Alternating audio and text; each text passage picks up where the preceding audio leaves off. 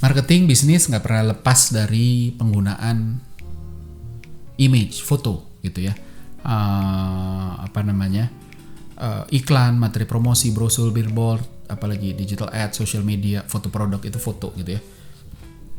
Ironisnya dampaknya nih sebenarnya gede. Ironisnya tapi ada aja yang asal ada aja. Kita bahas nih hari ini gimana caranya, gimana pentingnya tuh foto. Nanti lihat deh akan kaget karena gila dampaknya foto bisa gitu ya. Tapi sebelum kita lanjut, saya mau ngingetin seperti biasa, video ini dan semua video saya di podcast ini itu potongan kecil dari buku saya Brand and Brand yang bisa didapetin di Tokopedia dan Shopee. Linknya ada di bawah, ada di caption, ada di running text dan lain sebagainya. Itu satu. Kedua adalah bantu support kalau video ini dianggap berguna gitu ya. Kasih like karena saya melihat videonya disukai orang apa enggak, berguna buat orang apa enggak dari jumlah like-nya selain view-nya. Jadi bantu kasih like, bantu share ke teman, bantu subscribe supaya saya juga tahu yang kayak gini yang disukain orang, yang gini enggak gitu ya. Yang ketiga adalah saya terbuka juga kalau mau ada request, saya mau dong dibahas topik ini atau saya mau dong saya mau tanya-tanya, ya udah post aja di komen usul topik ini dong, atau saya mau tanya dong kalau kayak gini-gini, taruh di komen, nanti saya pasti respon gitu ya. Oke, kita lanjut ya. Nah, balik lagi kalau ngomongin soal foto gitu ya, ada aja yang pebisnis yang nggak mau keluar uang untuk foto yang proper, yang bagus gitu ya, karena mikirnya udahlah gitu kan. Padahal mereka pakai brand ambassador mahal gitu ya. Misalnya bintang sinetron yang ratingnya paling tinggi gitu ya. Belanja medianya pun di mana-mana. Subsidi diskonnya pun gila, miliaran, puluhan miliar gitu ya. Atau bahkan sampai ratusan miliar. Tapi tetap aja begitu urusan foto, asal ada aja karyawan lah disuruh motret pakai HP gitu. Atau ada juga yang karyawan yang hobi fotografi suruh potretin gitu ya. Padahal hobi foto sama fotografer profesional secara kualitas itu udah pasti beda gitu ya. Nah, emang bener sih fotografer profesional tuh nggak murah-murah banget gitu ya. Kalau dan yang bikin ini nggak murah itu kan sebenarnya bukan cuma fotografer ya, karena ini kerja tim di mana butuh makeup artist yang bagus, butuh wardrobe artist yang bagus, butuh food stylist kalau foto makanan, butuh art director, butuh wardrobe dan lain sebagainya. Dan ini yang bikin costnya juga jadi mahal. Belum digital imaging artist itu juga mahal banget. Tapi balik lagi sebenarnya buat saya ini masih make sense. Analoginya tuh kayak analogi bangun rumah gitu. Kita mau bangun rumah misalnya 200 meter gitu ya. Luas 200 meter itu kita seringkali bahannya harus bahan yang bagus gitu kan. Lantainya granit gitu kan, yang 1 meter kali 1 meter misalnya. Terus habis itu macam-macam lah. Jendelanya saya pakai aluminium yang impor misalnya dan lain sebagainya gitu ya. Pokoknya semua yang udah top gitu ya. Tapi nggak mau pakai arsitek gitu. Padahal untuk bahan-bahan itu dijamin miliaran gitu ya. Tapi nggak mau pakai arsitek yang sebenarnya cost arsitek paling berapa sih? Paling 100 jutaan gitu, paling mahal gitu ya. Padahal uang 100 jutaan itu yang dikeluarin buat arsitek itu akan bikin investasi bahan yang kita beli yang miliaran itu, bahan-bahan bangunannya itu jadi optimal gitu ya. Jadi sama aja kayak restoran top gitu ya. Bahannya sama, yang bikin pada akhirnya berbeda adalah yang masak siapa gitu. Jadi gimana caranya bahan yang udah mahal ini jadi optimal karena kita pakai detail-detailnya juga yang bagus. Jadi sama kalau kita ngomongin foto pun sama gitu ya. Jadi kalau ngomongin foto kita udah belanjanya gede, brand ambassadornya mahal gitu ya. Terus habis itu belanja medianya juga full gitu ya. Terus habis itu fotonya kok fotonya begitu ya. Jadi ya lucu lah gitu kan, jadi nggak pantas. Nah, kenapa foto penting? Pertama, orang mengukur dari apa yang mereka bisa ukur gitu ya. Kalau ada produk marketing, ada service marketing ya. Kalau service marketing itu biasanya pakainya 7P. Di 7P itu ada komponen namanya physical cues. Physical cues itu adalah aspek di mana kita harus menunjukkan signal-signal tentang produk, tentang brand yang kita jual itu secara fisik. Entah bentuknya foto, entah bentuknya interior toko dan lain sebagainya gitu. Kenapa? Karena orang nggak punya bayangan. Ini kita ngomongin service marketing dulu. Orang nggak punya bayangan ketika beli service marketing. Contoh misalnya barbershop gitu ya. Saya mau cukur nih, saya kebetulan botak ya, tapi saya mau cukur gitu ya. Terus habis itu datang ke sana, kalau nggak ada gambar-gambar referensinya dia pernah motong kayak apa, akhirnya kita juga jadi ragu. Jangan-jangan nanti hasilnya jelek, jangan-jangan begini, jangan-jangan begitu. That's why makanya dikasih, walaupun kita tahu bahwa apapun fotonya itu belum tentu itu yang akan terjadi gitu ya. Contoh kayak restoran, kan kita udah tahu ya, restoran itu ada foto makanan kan banyak, tapi gimana pun foto makanan itu keluarnya pasti beda gitu. Dan kebanyakan itu nggak semewah, nggak semenarik fotonya gitu. Tapi tetap kita menilai dari sana. Begitu fotonya nggak menarik, aduh nggak deh, karena balik lagi tadi manusia mengukur dari apa yang bisa diukur gitu. Nah sayangnya sayangnya kan ada istilah ya, don't judge the book by its cover. Sayangnya itu nggak berlaku dalam banyak situasi karena otak manusia itu program utamanya adalah harus survive. It's all about survival. Dan kalau kalau kita nggak berhasil kalau kita nggak berhasil untuk ngukur mana yang oke, mana yang enggak, akhirnya kita juga jadi nggak bisa menimbang-nimbang, oh ini bakal bahaya apa enggak, saya akan survive enggak, jangan-jangan saya kena pain dan lain sebagainya. That's why makanya kita mengukur dari apapun termasuk dari foto itu tadi gitu ya. Nah itu bisa bikin kita sebenarnya jadi judgmental gitu kan, jadi kita put meaning gitu kan, walaupun bukan cuma di dalam hati gitu ya. Kita berusaha nilai apapun dari apapun itu tadi gitu yang bisa kita nilai gitu, supaya itu bisa dinilai dari foto, kita akan menilai itu dan that's why makanya bahaya banget, banyak bisnis dinilai dari fotonya gitu. Jadi super bahaya ya.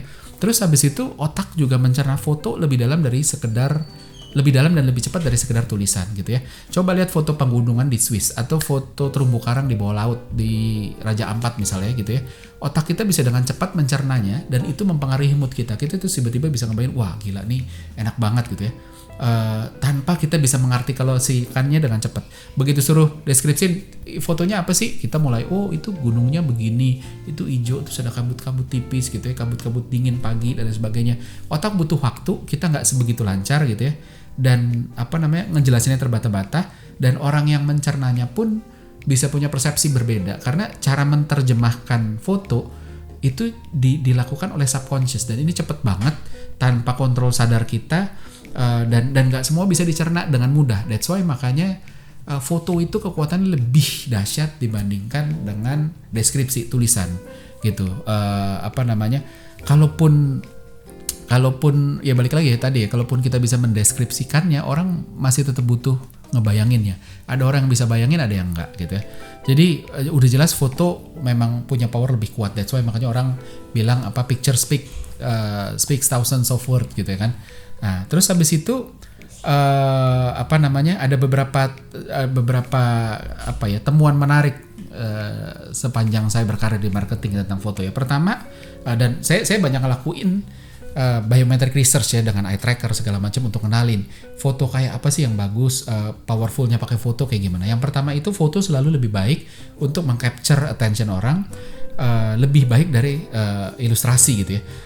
Saya ngeliat di eye tracker bahwa ketika ada dua stimulus ya, satu stimulus dengan ilustrasi, satu dengan foto. Foto itu dapat ketika di ilustrasi matanya orang tuh kemana-mana nyari, tapi ketika pakai foto orang langsung sharp, apalagi fotonya foto muka orang ya, orang langsung ngelihat ke muka orang, ke matanya gitu. Jadi kita ini manusia memang human magnet, jadi kita kita selalu tertarik sama muka orang karena dari muka orang itu ada ekspresi itu menggambarkan emosi itu adalah signal yang paling kuat buat orang mengetahui bahwa ini ada pain atau ada pleasure, dan goalnya otak itu kan sebenarnya tadi seek pleasure atau avoid pain. Jadi melihatnya dari sana. That's why makanya foto itu luar biasa, apalagi muka orang. Nah terus that's why makanya kalau kita mau pakai foto, mau bikin materi sebisa mungkin pakai foto, syukur-syukur fotonya foto muka orang gitu ya dengan ekspresi yang kelihatan. Nah terus ada juga beberapa temuan menarik gitu dari behavioral science di toko. Pertama adalah ada penelitian bahwa toko-toko yang pasang foto di depan di etalase ya, di etalase sama di kasir itu revenue-nya lebih baik dibandingkan yang enggak gitu ya. Terutama ketika fotonya foto muka yang bahagia gitu. Nah, kenapa ini bisa terjadi? Saya jelasin agak detail sedikit ya. Pertama adalah otak kita ini kerjanya dua mode, pilot sama autopilot. Pilot itu kan sadar, penuh kontrol, lambat, logis gitu ya, nggak bisa di customize gitu. Jadi kita tapi kita tahu apa yang kita tangkap dan kita pikirin, dan ini tentang conscious attention, tentang apa yang kita perhatiin. Jadi ketika kita ngelihat sesuatu itu conscious attention. Sementara satu lagi autopilot. Autopilot tuh bawah sadar, kita nggak perlu kontrol, jalan sendiri gitu ya. Autopilot ini cepet banget, bisa nangkep banyak informasi dalam waktu cepat. Dan autopilot ini bisa menangkap subliminal. Subliminal itu apa? Sekarang gini, kalau saya ngelihat ke situ ya, saya tetap tahu bahwa di situ ada barang. Kalau ada yang bergerak di sana, walaupun saya ngeliat ke sana, saya tetap kelihatan. Walaupun di sana blur, walaupun di sini tuh lebih sharp ya. Di sini blur, tapi saya tetap bisa lihat dan pergerakan di sini lihat. Sini juga sama gitu ya. Ini kan area yang tidak fokus ya. Kalau di foto tuh bokehnya ya. Nah, hal-hal ini tetap ditangkap walaupun saya nggak pay attention di sana secara intentionally. Secara intentionally kan saya fokusnya ke sini gitu ya. Tapi secara subliminal otak saya tetap ngerekam yang ada di sini dan ngerespon apa yang ada di sini gitu. Dan jadi itu menariknya. Jadi foto pun juga akhirnya bekerja dengan cara itu gitu. Jadi bahkan ketika tadi foto di kasir, foto di etalase gitu ya, walaupun kita nggak fokus sama foto itu, mungkin sambil lalu aja gitu ya, atau bahkan sama sekali nggak pernah pay attention closely, tapi secara subliminal otak kita ngerekam itu lewat mata gitu. Walaupun itu blur gitu ya, di kita blur, tapi di otak kita itu diproses dengan baik dan itu mempengaruhi mood. Dan itu yang membuat orang mood belanjanya terbangun. Orang juga bisa kebangun rasa amannya. Oh, gue bisa percaya nih sama brand ini karena ada foto-foto yang kok cukup oke ya gitu. Jadi mereka bisa beli tanpa was-was gitu. Bahkan ketika di kasir mau bayar, di kasir itu kan selalu momen kritis ya. Ketika orang lagi antri gitu, orang tuh sebenarnya sambil mikir jadi beli apa enggak ya. Jadi kebanyakan orang gitu, beli apa enggak ya, bayar apa enggak ya, mikir-mikir gitu kan. Kalau udah di depan kasir, kalau nggak pakai antri itu langsung oh ya udah sip. Tapi begitu ngantri itu ada decision point namanya, momen dimana orang mikir-mikir tuh habis itu bisa belok. Nggak deh kalau gitu, setelah pikir-pikir nggak usah deh. Nah, foto-foto tadi itu secara subliminal ditangkap sama otak kita dan itu membangun rasa percaya diri, nggak apa-apa. Ini dan sefrekuensi sama bayangan kita waktu ngambil barang ini ke dalam keranjang belanja. Wah ini keren nih kalau gue beli ini nih gitu ya. Nah itu sejalan dengan feel-nya tuh sejalan sama ketika kita ngelihat foto-foto yang tadi senyum di belakang kasir. Jadi emang bisa ngebantu gitu ya. Jadi emang luar biasa. Nah kasus serupa, ini lebih gila lagi. Kasus serupa itu ada 2 kasus yang menarik. Yang pertama adalah ada satu percobaan, satu kafetaria, saya lupa kampusnya apa, tapi kampus Ivy League gitu ya. Itu kafetarianya banyak satu section yang ada barang hilang lah kalau nggak salah. Jadi orang ngambil. Terus habis itu karena nggak ada yang jaga di situ. Nah terus habis itu di pojok situ tuh nggak ada yang jaga. Terus habis itu dikasih tesnya adalah dipasang foto muka orang ngelihat ke area barang-barang yang sering diambil, yang sering dicolong lah ya. Nah secara subliminal orang-orang itu yang lewat sana yang biasanya ngambil karena nggak ada orang ngambil, itu jadi nggak ngambil karena secara subliminal ada foto ngadep ke dia yang seolah-olah saya diawasi gitu ya. Jadi dengan naruh foto begitu aja tingkat kemalingannya turun, itu satu. Terus habis itu percobaannya dilanjutin lagi, fotonya diganti dengan gambaran 2 bulatan ya komposisinya kayak bentuk mata sama ada mulut atau hidung lah, tapi bukan mulut atau hidung tapi kayak shape yang menyerupai kayak gitu, yang sekilas tuh kalau secara subliminal akan ditangkap itu. Nah terus dilihat efeknya gimana, dan ternyata efeknya sama. Dengan adanya itu aja, itu kemalingannya juga pun masih turun karena otak kita kan tadi kan begitu kita ngeliat foto tuh kan secara blur aja, nih kayaknya ada yang ngeliatin gue deh, gue nggak ambil deh gitu. Nah ini juga kurang lebih sama gitu loh, karena blur jadi kita nggak perlu tahu bahwa itu foto apa bukan, tapi secara komposisi itu kayak 2 mata dan mulut jadi kayak muka orang lagi ngeliatin. Jadi akhirnya karena itu terus turun. Nah lebih gila lagi, coba googling ya, Babies of the Borough gitu ya, Babies of the Borough, googling deh. Nah itu menarik. Jadi ini satu area di Inggris di mana pada satu masa itu ada riot gitu ya, ada riot, banyak kerusuhan di tempat ini, terus orang vandalisme gitu kan, merusak toko, coret-coret, ada yang sampai bakar-bakar gitu ya. Nah terus habis itu ada satu agensi Ogilvy ditugasin untuk bantuin dong nih gimana caranya supaya turun ya, lu bisa nggak gitu kan untuk ngebantu behavioral science, secara behavioral science. Ogilvy salah satu konsultan behavioral science yang cukup bagus ya, ada si Rory Sutherland, Sam Tatam dan lain sebagainya gitu ya. Nah akhirnya yang mereka lakukan adalah mereka gambar muka bayi, graffiti muka-muka bayi yang lucu, bayi lokal, di rolling door toko, di depan toko segala macam. Sehingga ketika toko tutup itu yang kelihatan muka-muka bayi gitu ya, graffiti muka bayi. Dan karena itu vandalismenya turun jadi 24% gitu ya. Nah, kenapa bisa begitu?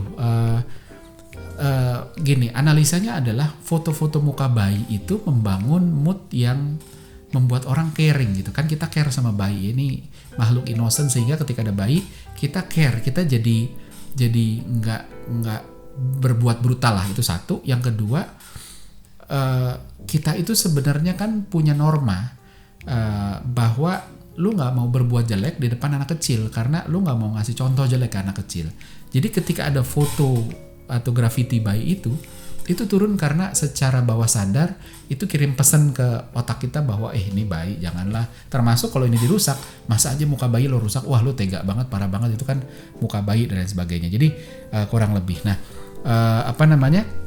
tipsnya gimana dari semua ini? Jadi kalau kita ngomongin foto, pertama sebisa mungkin pakai fotonya yang proper, jangan pelit sama produksi foto gitu ya. Pakai muka, kalau bisa pakai muka, pakai dengan senyumnya yang positif gitu ya, positive emotion gitu ya, yang membuat orang moodnya juga kebangun. Terus habis itu kalau makanan pakai versi terbaiknya. Kalau jus dingin ya dengan dropletnya, kalau stick dengan tekstur sama warnanya, fried chicken dengan tekstur crunchy-nya ya. Jadi hati-hati juga mending nggak ada foto kalau makanan dibanding ada tapi jelek, karena akhirnya orang jadi mentranslate ini makanannya nggak enak tuh, lihat aja fotonya di menu tuh kan, kurang lebih gitu.